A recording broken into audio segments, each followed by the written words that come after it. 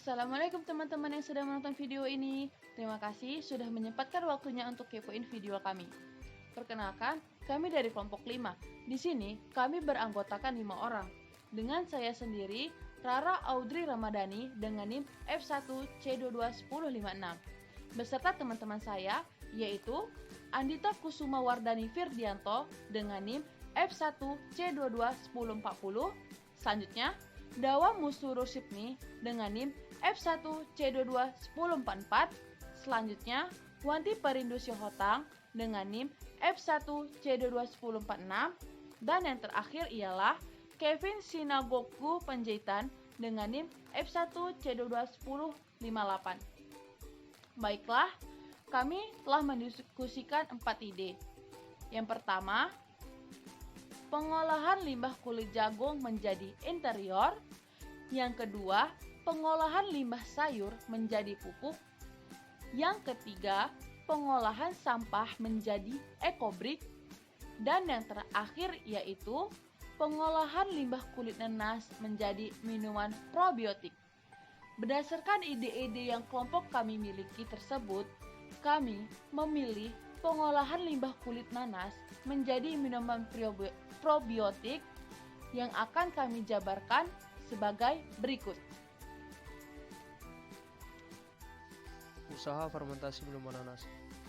Menurut sejarah, tanaman nanas berasal dari Brazil dan dibawa ke Indonesia oleh pelok Spanyol dan Portugis pada tahun 1959.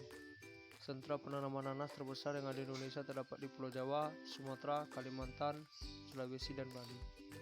Luas panen nanas di Indonesia kurang lebih 165,690 hektar atau 25,24% dari sasaran panen buah nasional, yaitu sekitar 657.000 hektar. Beberapa tahun terakhir, luas areal tanaman nanas menempati urutan 13 dari buah-buahan komersial yang ada dibudidayakan di Indonesia. Berdasarkan bentuk dan daun, buah ini dikenal 4 jenis nanas, yaitu Cayenne, Queen, Spanyol atau Spanish. Di daerah Indonesia sendiri, varietas nanas dikembangkan, yaitu jenis Queen dan Smooth Cayenne. Nanas Queen banyak ditanam di daerah Bogor, sementara nanas Smooth Cayenne terdapat di daerah Subang, Sumatera, dan Kalimantan. Varietas unggul dari nanas di Indonesia yaitu varietas Subang yang diambil dari Agromedia pada tahun 2009.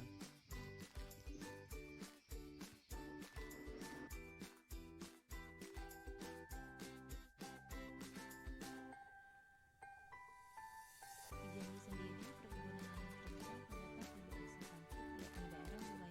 Kabupaten Muara Jambi. Di Desa Kampung tersebut, tanaman nanas menjadi pegangan khusus sebab terdapat vitamin dalam yang akan selalu siap sedia memanjakan mata dan mulut para pelancong. Sebagai sentra nanas terbesar di Jambi yang memasuki nanas sampai ke seluruh Sumatera, Angkit membangun sebuah tugu yang diberi nama Tugu Nanas yang menjadi maskot dan kebanggaan desa yang dijuluki Desa Emas Sejuta Nanas tersebut. Akan tetapi, selama pandemi, harga nanas merosot turun dari angka 3.000 per buahnya menjadi 1.500 per buah, di mana untuk mengatasi kemerosotan perekonomian tersebut, tercetuskanlah sebuah ide untuk mengolah limbah kulit nanas menjadi minuman probiotik yang bernama TPC. Ide ini terinspirasi dari minuman khas Meksiko yang merupakan jenis minuman fermentasi berbahan dasar kokonat yang dapat digunakan sebagai ramuan kesehatan maupun untuk konsumsi harian saja.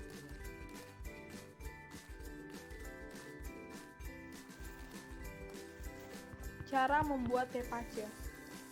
Untuk bahan yang kita butuhkan, yang pertama adalah kulit nanas. Diambil dari 2 buah nanas yang berukuran sedang dan sudah dicuci dengan bersih. Lalu bahan yang kedua yaitu 125 gram gula jawa atau juga brown sugar. Lalu yang ketiga yaitu 6 cm kayu manis ataupun opsional. Lalu alat yang dibutuhkan dalam proses pembuatan tepache ini yaitu toples kaca, saringan, gelas, dan kain bersih. Untuk proses pembuatan tepache itu cukup mudah. Yang pertama, siapkan gelas dan larutkan gula jawa ataupun brown sugar menggunakan 300-500 ml air panas. Setelah larut, diamkan sampai tidak terlalu panas. Setelah itu, tuangkan air gula tersebut ke dalam sebuah wadah kaca yang telah berisi kulit nanas yang sudah dicuci bersih, dan tambahkan sedikit air, sehingga total larutan gula dan air itu menjadi 1 liter. Lalu pastikan kulit nanas benar-benar terendam air, karena jika tidak terendam air, kulitnya akan terpapar udara dan membusuk, atau bahkan berjamur. Nah, kamu juga bisa mengikat kulit nanas dengan benang agar mudah terendam, sehingga semua kulit nanas terendam dengan sempurna. Lalu aduk hingga larutan gula dan air bercampur dengan sempurna. Lalu setelah itu tutup wadah dengan kain bersih dan ikat dengan karet atau tali, yang bertujuan agar udara yang mengandung mikroorganisme tetap keluar masuk ke dalam cairan. Setelah ditutup, tunggu sampai 24 jam, lalu cek kembali sebagai proses fermentasinya. Apabila telah muncul gelembung atau buih putih di permukaan cairan, maka proses fermentasi dianggap berhasil. Minuman teh pace setelah muncul gelembung ataupun buih putih sudah dapat dikonsumsi, tapi kamu juga bisa menunggu 2-3 hari agar rasanya lebih sedikit masam, sehingga lebih baik. Lalu, untuk proses penyajiannya, saring teh pace dan buang kulit nanasnya.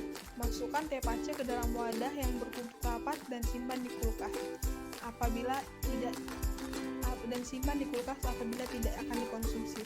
Teh pace dapat bertahan selama 1 minggu terhitung dari hari pertama pembuatan.